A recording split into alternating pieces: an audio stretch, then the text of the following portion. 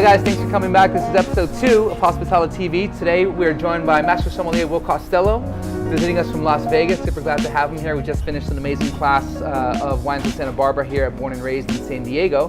But I'm going to steal him for a couple minutes and ask him a couple questions here. So thank you for your time, sir. Yeah, thanks for having me. I appreciate it very, very much. So a couple things. We used to work together at Addison at the Grand Del Mar, now the Fairmont Del Mar. You were the maitre d' of that location, and from there, actually I believe you started as a captain, moved into maitre d', and then from there moved to Las Vegas as wine director for the Mandarin Oriental. And that's a tremendous jump in responsibility and organization. And I was wondering if you could share any tactics that you use for yourself to move from managing one venue into such a tremendous venue of 7 or 8 outlets with different programs and concepts, and how you approach that to do it so successfully. The biggest and most important thing to recognize is that if you do not have the support in each outlet to be able to do things of grand nature like we did at Addison, where we had 3 sommeliers on the floor, all of the captains were certified sommeliers, you can't go and create dreams out of thin air. You need to have an idea of what works. For example, at Twist, where I was on the floor, it was a 3 Michelin star chef's only American restaurant. We had a huge wine list with 2,200 selections, and we had 3 captains who were really able to talk about wine comfortably. We could do anything we wanted. We had a menu that was $777 for wine and food, and we sold 25 of them a week, no problem. But downstairs at our 3-meal restaurant, we had to have wine that was in the wheelhouse of $65 to $70. Did I know that initially? Not at all. In fact, I had to look at product mix reports, and I had to look at the menu pricing, realize the most anybody's going to spend there is about $70. So they're probably going to match that same bottle price for 2 people. Meaning if I put a $175 bottle on there, it's never going to sell. And I had to realize that shifting to match the venue is way more important than making the venue match what I thought it could be capable of. Interesting. Okay. Well, during that time that you were doing that, not only did you take on this huge new project, but you also passed your Master Sommelier examination. So I know personally of a couple people, and I'm not trying to call anybody out, but it's just they seem like such a daunting task to take on these higher levels of examination with the Court of Masters, and take on the new role of a GM/wine director or a managing wine director for a hotel. What advice would you give to somebody who is on the brink of that to do it successfully and not overwhelm themselves? When I was starting my Master Sommelier exam, I was single, but I knew for myself I wanted to have a successful career, which is something I can do on my own. I wanted to get married, and I want to have some kids. These are 3 things that you have to be able to balance at once. Trying to be a Master Sommelier fell in line as well, and I would say to anybody who thinks that trying to become a Master Sommelier and study for that is too overwhelming, honestly means that they are probably not comfortable with managing real life. You can't quit your job to say I'm going to study all day long because I want to pass this exam. Trust me, if you are of means where you can sit around and do so, I would love to have done that. But you know what? I wanted to balance my ability with a greater task. And anyone can say being great in your career takes a lot of time and effort. Being a great husband or wife takes a lot of effort. Being a great parent takes a lot of effort. And passing the Master Sommelier, I'd like to be able to do all of those as opposed to just pick one, because they are so connected and linked. Right. So now that you've left the Mandarin and you've moved over to the other side of this sales, obviously being, to the levels that you've gotten to, Master Sommelier and wine director of the Mandarin in Las Vegas, and I mean, you've climbed how many of the highest mountains in the world as well?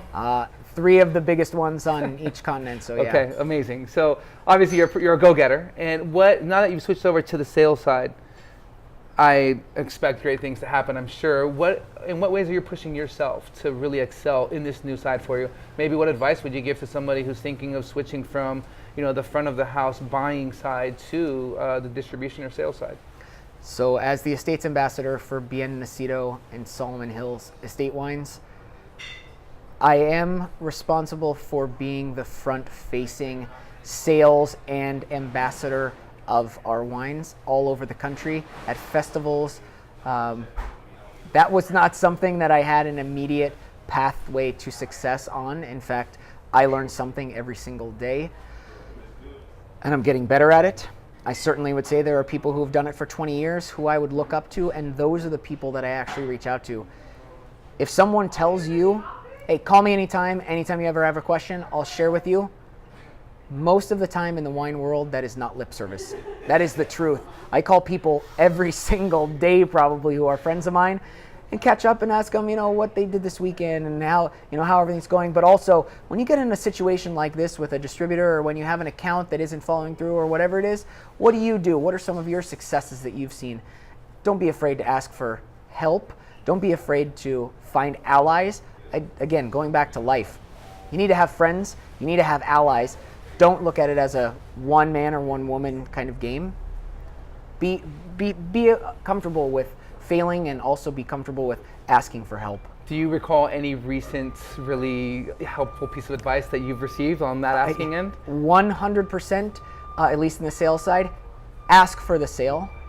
It's very, very, one of the tenets of the Court of Master Sommeliers is humility, and I certainly can say that I don't walk into a room and say, hi, I'm a Master Sommelier. I don't know any Master Sommelier who does that.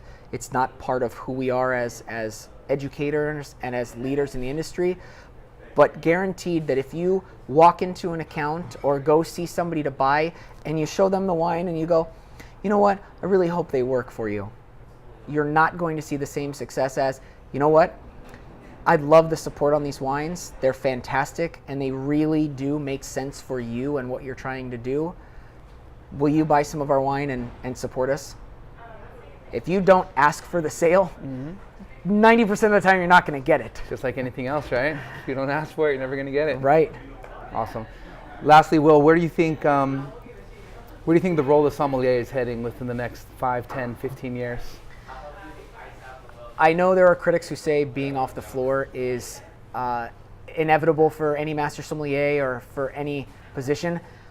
I can say that I worked on the floor for 13 and a half years. I loved all of it. I still get to work on the floor as a sommelier. When I go do consumer events, I'll pour around the room and talk to people, and I'll even have chefs firing tickets at individual tables and I'll go pour. I'm very comfortable with that, but there is a tenure to every position. But it also opens up opportunities for people who want to excel and succeed. You cannot hold on to a job for 35 or 40 years. I hate to bring in, for example, like our Senate and national representatives who are there for 45 years, but we need new blood. And I think that's what in the restaurant world and hospitality world, there are people with new ideas and new trends and new lifeblood that deserve an opportunity. So sometimes I certainly haven't sunk away. I've just shifted to somewhere else. And I think it shouldn't be looked down upon. It should be looked at as a natural progression, not master sommeliers are all leaving the floor. Right. So Will, when you took on the new position of the wine director for the Mandarin and you're absorbing all these responsibilities, you're looking to study for the master sommelier examination. What are some of the best study habits that you had during this time to accomplish this? I realized that every day needs to be a habit, meaning I woke up and I studied for 2 to 2.5 hours every single day. Does this mean that What time would you get up? I got off work at usually around midnight. I would get up around 9:30 in the morning. I wouldn't even make breakfast yet. I'd have some coffee and I would start studying for 2 hours. That put me done at about noon. I would wash up, go into work at about 1 and start my day and continue on fresh. The issue is you need to be able to do it every single day. And I recommend for people who think that they can study at night working on the floor, don't do it. You're already spent. You had chef yelling at you and you had tickets late and you had a bottle you couldn't find and you had all these other things going on. You're not going to get home and be able to study the same way you would. Wake up in the morning, be fresh. I would do it every single day that I worked. And on the weekends, I would usually do 4 hours at the library. I didn't study at home. I needed to go somewhere. 4 hours, come home, make lunch, another 4 hours at the library. And then I would usually do Skype sessions with other people because you need to have, you can't have a constant echo chamber. You need to have new perspectives. So I would have people in Boston and San Francisco and Texas and Minnesota, all asking me questions and being involved in my So you would do essentially theory exchange with these theory people? exchange Skype. It's one of the best things I could recommend.